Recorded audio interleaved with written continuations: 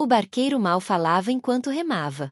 Os remos mergulhavam na água cinzenta com o ritmo cansado de alguém que já havia cruzado para a ilha vezes demais e preferia nunca mais fazê-lo. Elias Hart, com o casaco bem fechado contra o vento, observava a silhueta da ilha crescer. Uma massa escura e inclinada envolta em névoa, com a linha das árvores irregular como se esculpida por uma mão trêmula. Em algum lugar perto do centro, escondida da margem, ficava a propriedade abandonada sobre a qual lhe haviam falado. Um lugar perfeito para um artista, disseram. Silencioso. Intocado. Solidão garantida. Solidão, sim, essa era a necessidade que ele mal conseguia nomear em voz alta. Fracassos demais, telas inacabadas demais, noites demais sentindo seu talento escorrer por entre as mãos em concha. A ilha prometia um tipo de silêncio que ele esperava que pudesse curá-lo ou destruí-lo. Naquele momento, ele não se importava muito com qual dos dois. Vai ficar muito tempo? Perguntou o barqueiro sem levantar os olhos. Ainda não sei, disse Elias. O barqueiro murmurou um som curto e hesitante. A maioria não faz isso. Elias quase perguntou o que ele queria dizer, mas pressentiu que o homem apenas se refugiaria naquele mesmo silêncio que o envolvia como cheiro de água salgada. Melhor deixar o comentário passar. Ele aprenderá, ao longo de anos pintando retratos para estranhos, que nem toda expressão precisava ser interpretada e nem todo fragmento de fala merecia uma resposta. O barco raspou na margem pedregosa. A ilha o saudou com um vento que tinha gosto de pinho e algo mais antigo, algo metálico. Elias desembarcou. O barqueiro não lhe ofereceu mão nem se despediu. Simplesmente se afastou e deixou que as correntes o arrastassem de volta para o continente, desaparecendo na penumbra até que pareceu se dissolver nela.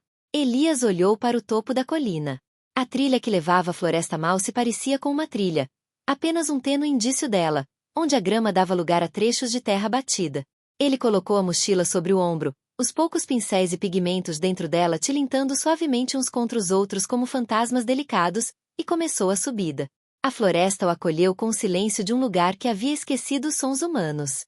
As árvores erguiam-se imponentes, seus troncos escuros e lisos, seus galhos entrelaçados acima da cabeça, filtrando a luz do dia em feixes finos e frios. Quanto mais se aprofundava na floresta, mais se sentia observado, embora não soubesse dizer porquê. A ilha tinha uma presença, não malévola, exatamente, mas alerta.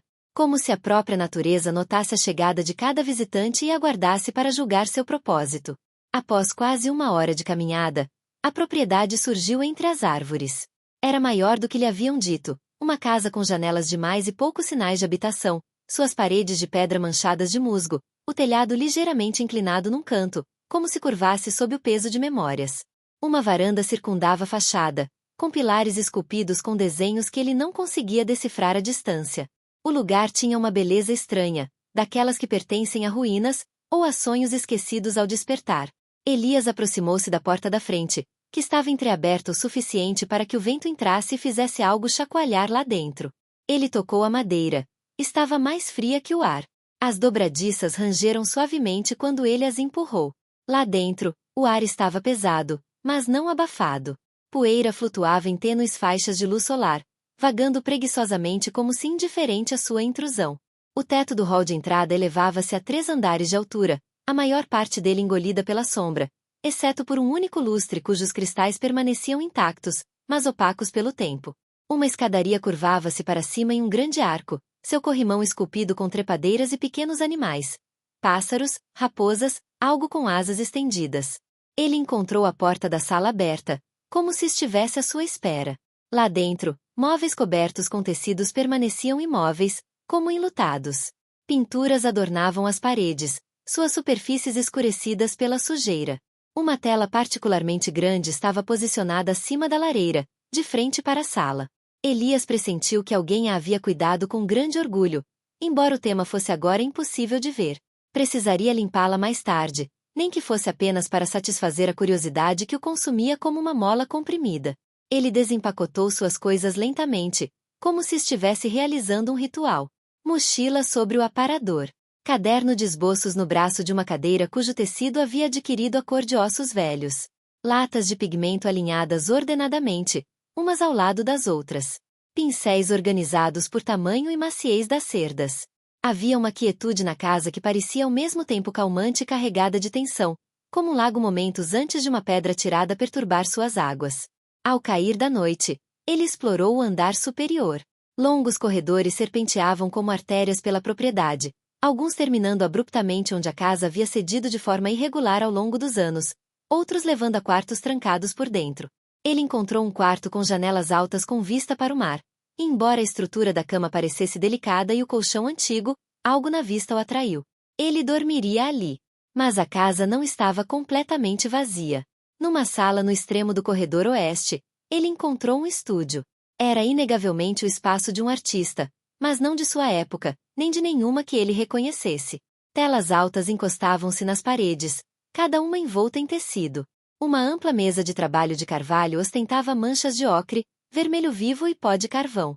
E em uma prateleira baixa, fileiras de potes de vidro continham pigmentos moídos em cores impossíveis, tonalidades que ele jamais vira na natureza, algumas cintilantes como minerais triturados, outras opacas e profundas como hematomas antigos. Um livro estava aberto sobre a mesa. Suas páginas estavam repletas de desenhos, não exatamente retratos, não exatamente paisagens, algo entre os dois. Rostos emergindo de florestas, o contorno de uma casa se dissolvendo na sombra de uma figura, o mar se curvando na forma de uma coluna vertebral humana. Os desenhos tinham um estilo familiar o suficiente para incomodá-lo.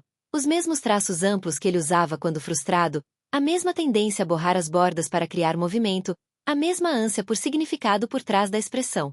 Ele virou uma página e encontrou um esboço que se parecia surpreendentemente com a costa da ilha. A praia onde ele havia desembarcado apenas algumas horas antes. Abaixo, escrito com uma caligrafia delicada e inclinada. Nem todos que vêm aqui saem com a mesma expressão. Elias fechou o livro delicadamente. Ele disse a si mesmo que era apenas uma metáfora. Artistas frequentemente escreviam versos estranhos em seus diários, versos que só faziam sentido depois de insônia ou vinho. E, no entanto, algo na frase o incomodava, não o significado em si, mas a sensação de que o escritor a havia escrito não como poesia, mas como um aviso. A noite chegou depressa à ilha.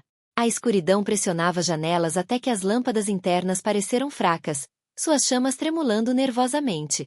Elias preparou uma refeição simples na cozinha, embora o silêncio fosse demasiado denso para comer confortavelmente. Levou o prato para a sala de estar, onde as sombras eram menos opressivas e onde os móveis cobertos o faziam sentir-se menos sozinho. Ele não parava de olhar para o grande quadro acima da lareira, como se esperasse algum movimento. Por fim, colocou o prato de lado e parou diante dele. O pano que o cobria estava fino pelo tempo, quase transparente em alguns trechos. Ele estendeu a mão até a borda e puxou. Uma nuvem de poeira levantou quando o pano caiu. A pintura se revelou lentamente, como algo que desperta de um sono profundo. Era um retrato. Um homem, de pé, ligeiramente de costas para o observador, como se estivesse absorto no momento antes de olhar para trás. As cores, embora desbotadas pelo tempo, foram notavelmente preservadas.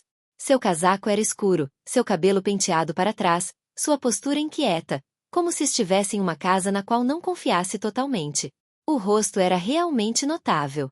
Bonito de um jeito cansado. Olhos arregalados, como se guardassem um segredo.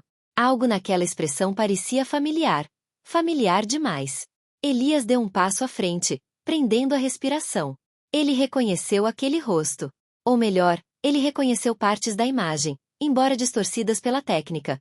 O arco da sobrancelha, a curva da bochecha, a leve tensão na boca. Não era uma semelhança perfeita, mas lembrava muito alguém que Elias havia pintado anos atrás. Uma encomenda que ele nunca concluiu. Um jovem chamado Rovan Ali. Um homem que havia desaparecido. Elias encarou o vazio, com a garganta apertada. A lembrança surgiu com uma clareza indesejada. Rovan sentado em seu estúdio, incapaz de ficar parado, olhando constantemente para a janela, como se esperasse alguém. Ele insistira em um retrato, mas nunca explicou o porquê. Elias o esboçou 3 vezes, mas destruiu todas as tentativas. Algo naquele homem o perturbava. E então, um dia, Rovan simplesmente não voltou. Semanas se passaram. Depois, meses. Elias presumiu que ele tivesse mudado de ideia, ou deixado a cidade. As pessoas desaparecem por todo tipo de motivo. Mas vê-lo ali, ou alguém tão terrivelmente parecido com ele, pintado na parede de uma propriedade da qual ele nunca tinha ouvido falar. Elias sentiu um arrepio percorrer sua espinha. Ele se inclinou ainda mais para perto. A pincelada era magistral, magistral demais, na verdade. Como se o pintor conhecesse Rova melhor do que o próprio Rova. Ele tocou a borda inferior da tela. A tinta parecia estranha sob seus dedos. Fria demais. Como se os pigmentos nunca tivessem secado completamente. Atrás dele, uma tábua do assoalho rangeu. Elias se virou. Não havia ninguém ali. O silêncio voltou a reinar. Mas ele não conseguia se livrar da sensação, aguda, eletrizante, de que a casa não estava mais apenas observando. Agora estava ouvindo.